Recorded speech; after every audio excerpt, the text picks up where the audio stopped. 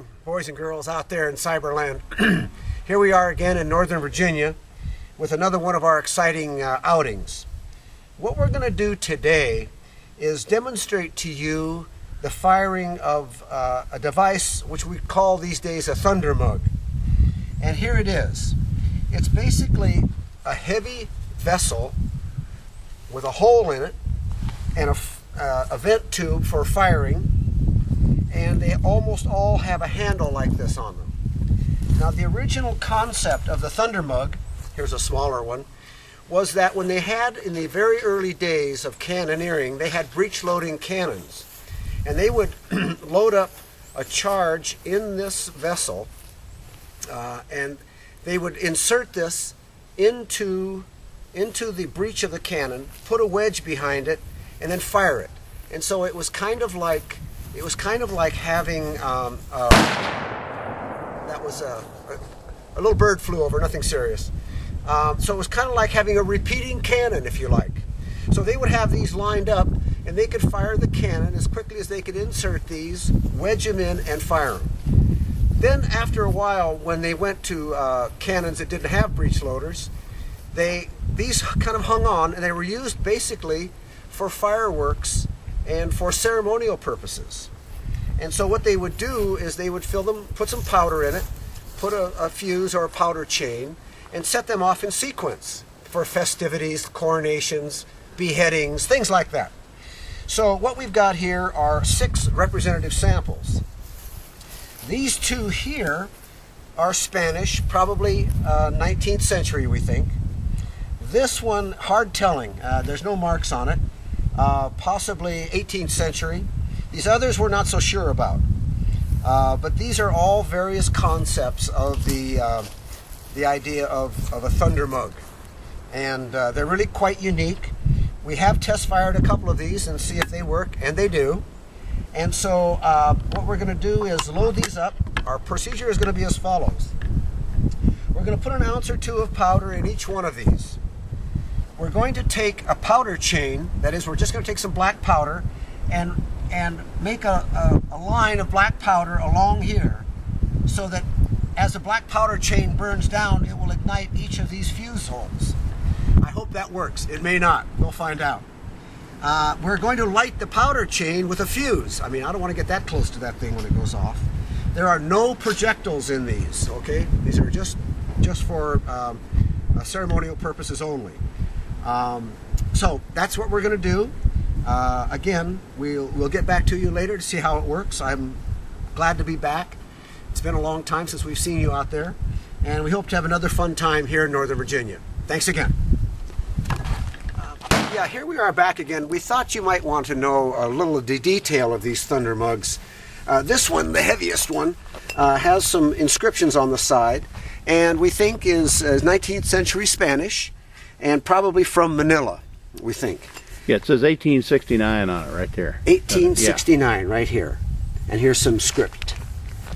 This one over here is also Spanish and has a script on it. And this is the weight in Spanish pounds. That's what this one is. The other bronze, right? This is bronze. These 2 are bronze. There's a third bronze down here, the smallest one. This has no inscriptions on it at all. This one has the remnants of a T on it. Looks kind of like a tower. I don't know if that was from the tower or not. We don't know. This odd-shaped one is also cast iron, kind of that cup formation. Again, no inscriptions on it. We don't know anything about its provenance or where it came from or how long it's been around. Okay, I think I'll go load them up. I'm going to do another fuse. I think I'll make the next fuse a little longer than the last. Okay.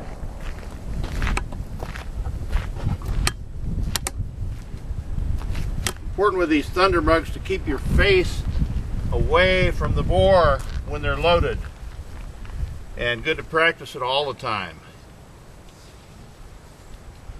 I'm going to put scoops of very fine grained black powder in here.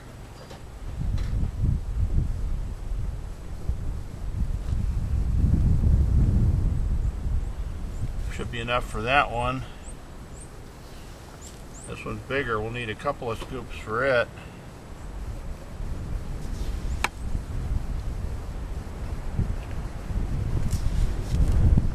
maybe about 3. Okay, they're loaded. Now, Ed, you want to come do the powder train?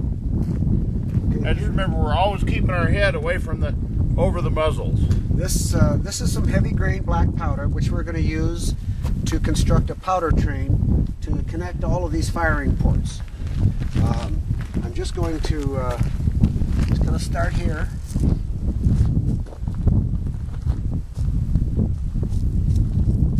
Just like they do in the movies, I guess.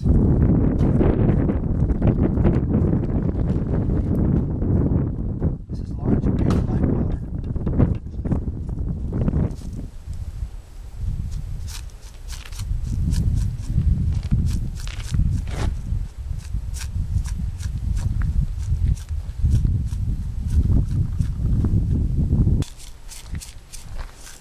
Okay, that's good. We just about got the powder train down. Okay, now what we're going to do is we're going to set up a little bit of a firing mechanism here. Watch your head. Get your head away from over them.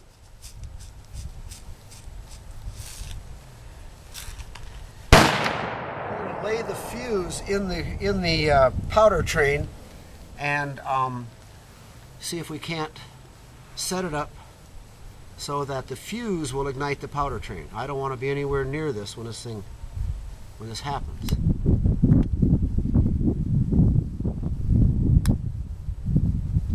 There we go. We finally got fire. All right. Fire in the hole.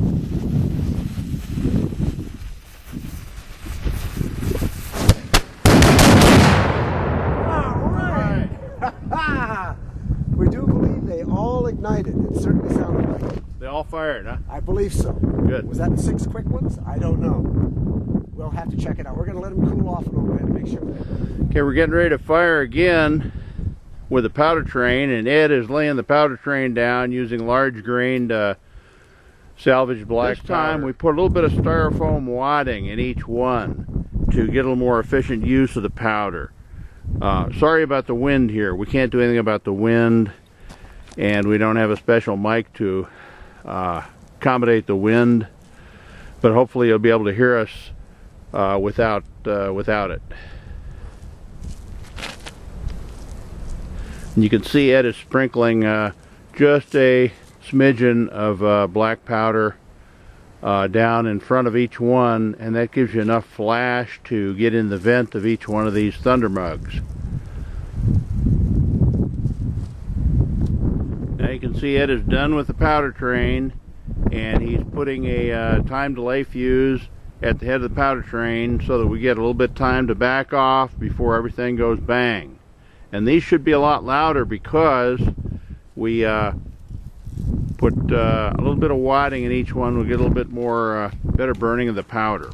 Okay, now we'll back off a little bit. And okay, Ed, fire in the hole.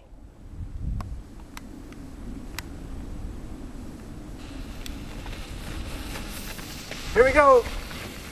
Fire in the hole, Jack.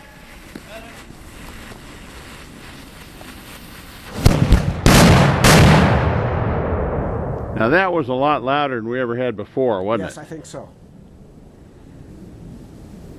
So there you go. Got plenty of smoke up in the sky that time.